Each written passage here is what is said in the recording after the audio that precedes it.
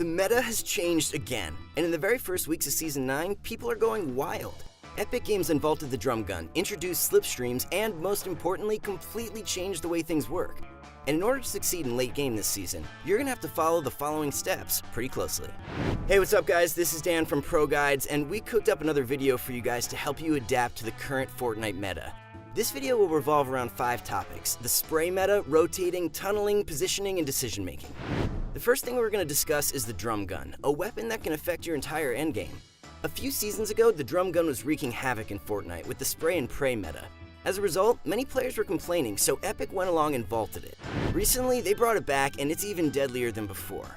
With the pump shotgun thrown into the vault, shotguns are slowly slipping into oblivion. Or are they? If you want to be effective in competitive play, you need to use some form of spray weapon. Ninja himself went on about it, complaining that the drum gun is still in the game, and still as strong as ever. And he said, play the new patch for 90 minutes, and I'm gonna say it, vault the drum gun. So, what do you guys think? Is the drum gun still OP? Epic also decided to vault the P90. Good riddance. But wait, there's more. When we take a look at the very new tactical AR, it seems just like the P90. It's fully automatic, has a 30-round magazine, deals 22, 23, 24 damage, headshot multiplier of 1.75x. This weapon also has a tight spread in close quarters, but is less effective at long range when compared to other assault rifles. Is this weapon going to be the new P90? Let me know what you guys think. Epic time and time again always seems to remove a weapon and then adds it back into the game in a different way. Anyway, we're curious to see how it all goes. I haven't heard any complaints about it so far, so it must be fine. While I definitely argue that the tactical shotgun and the compact are still useful, if you don't have a drum gun or tactical assault rifle in a Season 9 endgame, you're at a significant disadvantage. I mean, we've all been through those lousy 8 damage pump shots. The new compact shotgun seems to be doing well. It's just a fact that the drum gun does nearly as much damage, and it does it a lot faster. The sheer spray power of the gun alone is enough to compensate for not having a shotgun or SMG. We rounded up a couple clips here in the Fortnite World Cup qualifiers last week, showing you the power of the drum gun. Now, I know the drum gun was slightly nerfed, but the same concepts apply. It seems as if every fight that went off was in favor of the drum gun. Hey, let's roll those clips. In months in a public game for Fortnite, Mr. Savage spraying with the drum gun there, eliminates Marcus. 3 players in total, 1 currently in shadow form just above. Mr. Savage knows this, no builds left, and due to the height, it's so awkward. Everyone dropping on in, sprays down 1 the second just above, and it's Wolfies with the drum gun who secures the victory royale. Now we're checking in with Fnatic Smeep. We saw him get that high ground earlier and that heavy sniper shot. He's sitting on 6 eliminations right now, and lo and behold, on that ultimate high, but he's going to have to protect it from these incoming players from the Rift, and does take out Payam. He's going absolutely insane with this drum gun. Absolutely insane indeed. Still has that heavy sniper. He might need to utilize it at this point if there is a player that is trying to build up on top of him. It looks like he escapes it. Ooh. Does get dropped all the way down to the bottom, but finds a player in his box and is able to just apply all of the pressure. Will he be able to take this player out? He is. Elimination. You see him now raining down these drum gun shots with great accuracy onto Kaluja, getting that elimination, and Grim jumping into his 1-by-1. Doesn't flinch for a second. Smeef now sitting on 10 eliminations, reloading that drum gun. It is so important in these final moments. No shotgun, so this is what he's going to rely on for these close encounters. Another opponent, Recon, dropping into his 1-by-1 again, doesn't flinch, pops out his drum gun and takes him out. Gets a nice little RPG gift, taking this high ground. This is his game to win. Smeef sitting on the high ground, 3 rockets. He's going to have to use these to the best of his abilities, getting a clean little keyhole shot through there, dropping down with the drum gun, getting... Having the 100 medium ammo, so he's going to be able to just spray and punish his aggro. Goes down, Landjuck picks up call-in frags as well, so now we're into that top 5. It's all about the elims and the victory route. Jaden Shots goes down to the storm. Dubs is still pressing forward. Like I said, the best of the best aren't concerned with just barely making it. They want to win every fight. They want every point. As Vix gets Landjuck on the low ground, Dubs gets Nate Hill on the high ground. Now it's Dubs versus Vix, and Dubs ratatat. Even after the 9.41 patch, the gun is still strong. Whether or not to pick up the tactical AR or drum gun is up to you. Next off, when we take a look at rotations, this season is by far the easiest to rotate in.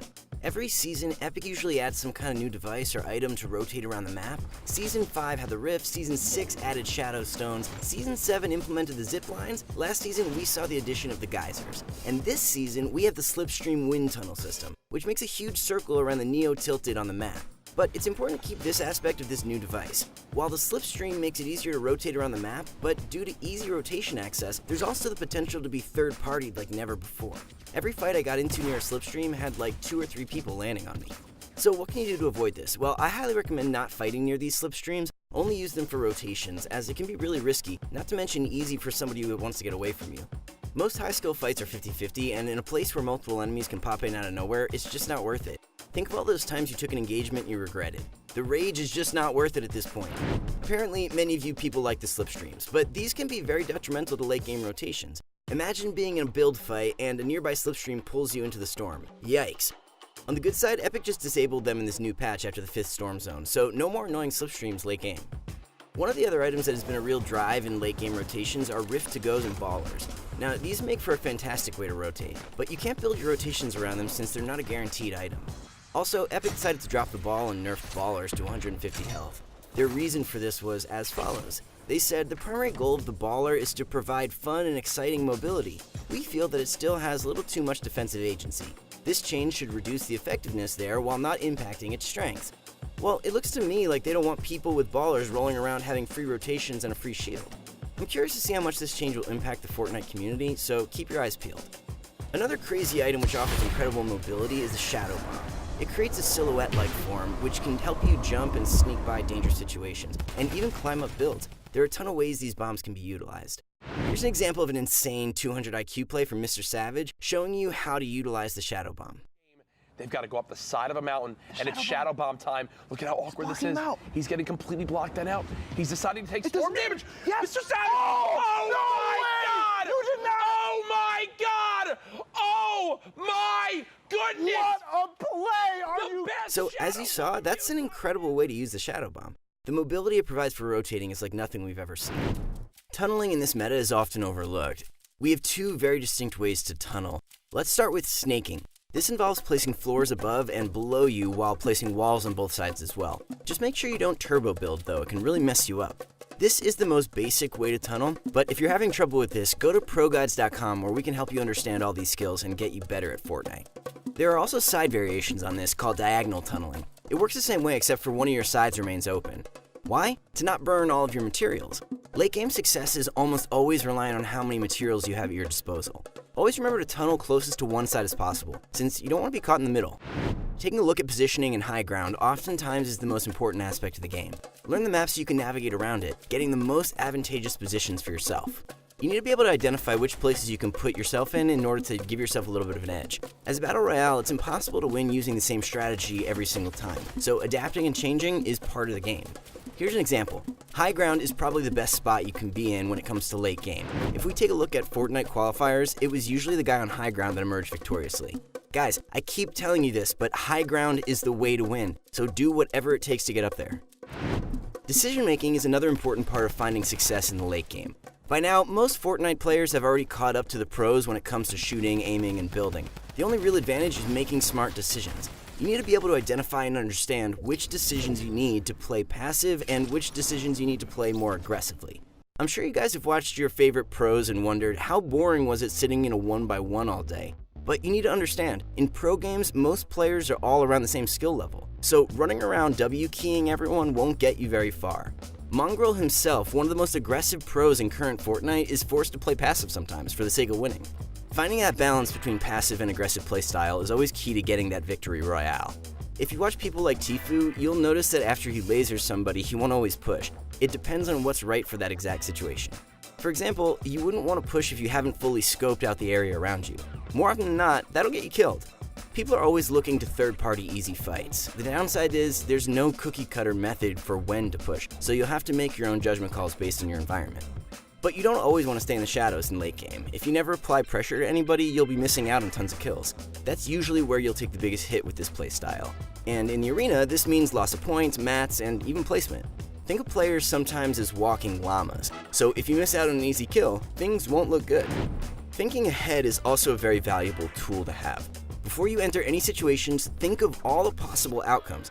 Here's a great example. It's late game and you're on low ground. You see nobody has high ground, but all you have is jump pad. You know using it here would be the best call to get you up there. That particular play could determine the outcome of your whole game. So you see, endgame revolves around a lot more complex mechanics than people think. It's not simply being a good shooter or builder. Rotating, tunneling, positioning, and decision making is what separates casuals from the pros. Hop into a few games, play aggressively, and do the same for passive gameplay. The only way to get good at any of this stuff is with practice. Take these tips and put them into action.